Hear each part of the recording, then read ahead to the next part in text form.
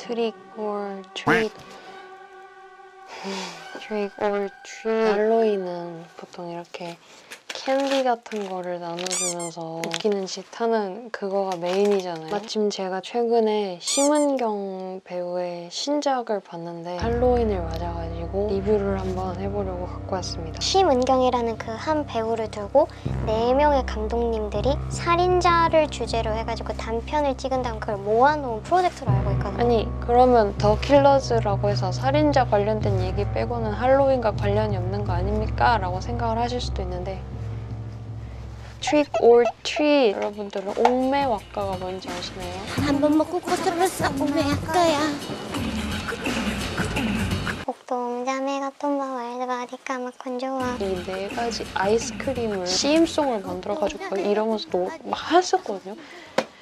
이 4가지의 단편이 각각 완전 옥매왁가입니다. 궁금했어요. 더 킬러즈를 보고 나와가지고 내 마음속에 1등과 내 마음속에 꼴등이 있을 거 아니에요. 근데 다른 사람들은 과연 순위가 어떻게 될 것인지 지극히 전 취향의 영역일 수밖에 없다고 생각했어요. 저는 그것이 궁금했기 때문에 제가 생각했던 옥매왁가 순으로 한번 리뷰를 나열을 해보도록 하겠습니다.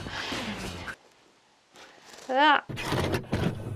옥매왁가 중에 첫 번째가 옥동자인데요. 겉에는 되게 부드럽고 시원한 우유 아이스크림이지만 풍부하고 띡한 초콜릿, 통초콜릿이 이렇게 들어있잖아요. 아이스크림인데도 먹거나 뭔가 좀 배부른 느낌이 들 만큼 뭔가 알차게 꽉꽉 담겨있는 그런 아이스크림이라고 생각했는데 노덕 감독님이 만드신 업자들이라는 단편과 되게 이미지가 비슷하다라고 생각했어요. 일단 이 영화는 어떤 여자가 살인 의뢰를 하는 씬으로부터 시작이 되거든요. 근데 보통 그렇게 살인 의뢰를 받고 막 뭔가 이렇게 갈 것 같은데 이 영화는 특이하게도 그 살인 의뢰가 하청에 맞춰가지고 또 어수룩해 보이는 이 3명의 주인공에게까지 도달하게 되는 거기서부터 이제 본격적으로 시작되는 이야기입니다. 예를 들어 이 여자가 A한테 3억을 주면서 살인을 의뢰했다고 생각해보세요.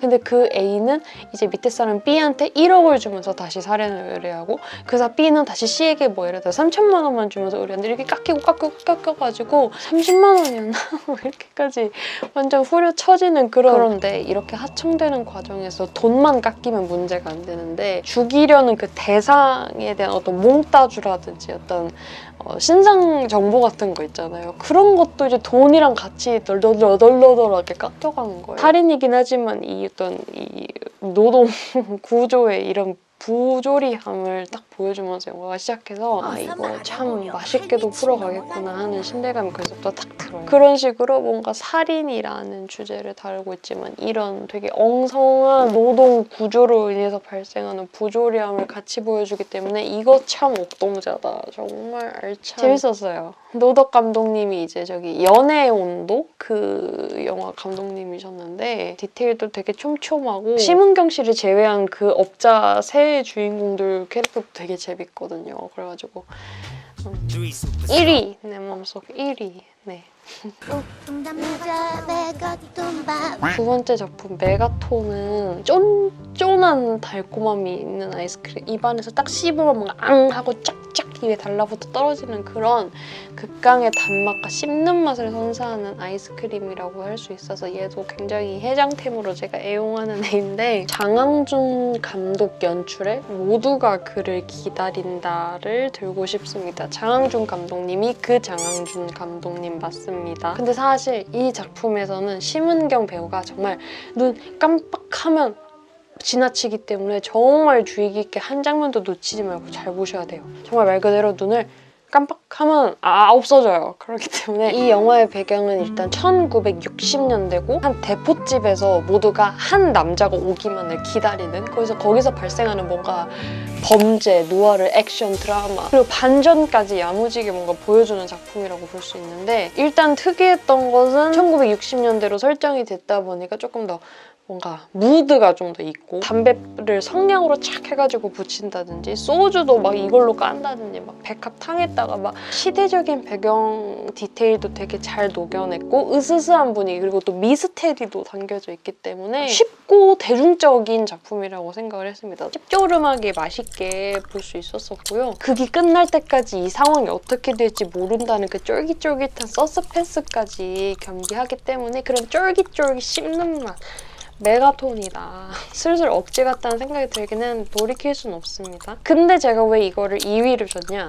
심은경 배우가 너무 많이 안 나온 것 같아. 난 진짜 그게 좀 나한테 좀 중요한 포인트였거든. 그래가지고 어쩔 수 없이 2위. 세 번째 작품부터 제가 조금 곤란했었어요, 보면서. 되게 조금 곤란했던 것이 와일드 바디예요, 여러분. 와일드 바디는 김종관 감독님 연출의 변신이었는데요. 일단 확실하게 말씀드릴 수 있는 건 이 작품이 그 4가지 작품들 중에 가장 오다쿠스럽다. 왜냐면 심은경 씨가 뱀파이어로 나오거든요. 뱀파이어인 것만도 좋아 죽겠는데 심지어 바텐더로 나온다니까요. 이게 어떻게 재미가 없을 수 있어? 이게 어떻게 3위야? 라고 생각하실 수도 있는데 저도 그렇게 생각했는데 그게 그렇게 되더라고요. 김정관 그 감독님의 다른 작품으로는 더 테이블, 최악의 하루 이런 매니아들도 많은 작품이지 않습니까? 저도 되게 좋아하는 작품들이에요. 뭔가 오다쿠스러운 느낌으로 내실지 몰라가지고 저 좀 당황했긴 했거든요, 사실. 이게 무슨 이야기냐면 연우진 씨가 조직에 뭔가 잘못을 해가지고 쫓겨요. 거의 죽기 직전인 연우진 씨를 심은경 씨가 불러가지고 뱀파이어로 살렸나봐. 그러면서 그 바에서 일어나는 이야기거든요. 재미있고 구성진 이미지가 많이 나오긴 하거든요. 그리고 어떤 부분에서는 좀 클리셰적이면서도 자극적인 이미지도 많이 나오기 때문에 이해하기 쉽고 제일 이해하기 편한 내용이지 않을까라고 생각했는데 보여주는 게 가면 갈수록 그래서 지금 뭐 어쩌자는 거지라는 생각이 드는 것이 그냥 뱀파이어 심은경을 찍고 싶으셨던 걸까라는 생각이 들 정도로 좀 딱히 그런 뭔가 목적은 없으신 것 같아요. 진짜 더 킬러즈, 살인자들이라는 그 컨셉에 걸맞는 사실 뱀파이어도 살인자잖아요, 여러분. 그래서 재밌었다는 거야, 재미없었다는 거야. 와일드 바디 같았다고. 이게 커피 아이스크림을 둘러싼 초코 코팅이라는 그 구조를 봤을 때 지금 커피 아이스크림이 씁쓸하니까 초코로 약간 달래라 이런 느낌인가? 라고 저는 해석을 하거든요. 근데 사실 초코를 뺀 커피 부분만 먹어도 이미 충분히 달아요. 변신도 뭔가 되게 딥하고 마이너하고 뭔가 막 복수 이런 톤으로 되게 어두운 느낌을 내려고 하지만 그조차도 그렇게 막 무거워 보이진 않거든요. 사실 뭔가 막 무드가 엄청 진지해 보이진 않아요. 근데 중간중간 조금 성인용 약간 그런 감성이 섞인 위트 같은 거, 블랙 유머 같은 거가 뭔가 되게 촉촉촉 들어가 있는데 아니 이미 이야기 자체가 전체적으로 그렇게 씁쓸하지 않으세요? 그렇게 중간중간 웃기려는 시도 안 하셔도 돼요, 감독님. 이런 생각이 드는 거죠. 그래서 이제 마지막 까마쿤이 4번째 순서로 나왔던 이명세 감독 연출의 무성 영화입니다. 근데 여기서 이제 드는 의문이 있으셔야지 돼. 왜냐면 옥동자, 메가톤, 와일드바디 지금도 다 슈퍼가만 팔잖아요. 근데 까마쿤? 저 사실 솔직히 말하면 까마쿤 안 먹어봤어요. 존재했었다는 건 아는데 한 번도 내 돈 주고는 사 먹어본 적이 없는 그런 아이스크림이거든요. 그렇기 때문에 무성영화다. 까마쿤을 먹어봤으면 그 맛을 안다면은 무성영화의 이미지에 맞지 않다는 걸 알고 예를 들어 제한다든지 했을 텐데 까마쿤을 모르니까 그걸로 비유를 할 수밖에 없어요. 왜냐면 무성영화도 좀 모르겠거든. 차이가 있다면 까마쿤은 안 먹어봤으니까 모르는 거고 무성영화는 봤는데도 모르겠는 거. 이게 사실 줄거리가 제일 복잡하고 설명하기가 어려운데 지하 세계의 무법도시 디아스포라 시티의 한 음식점으로 들이닥친 두 남자를 비추며 영화가 시작되는데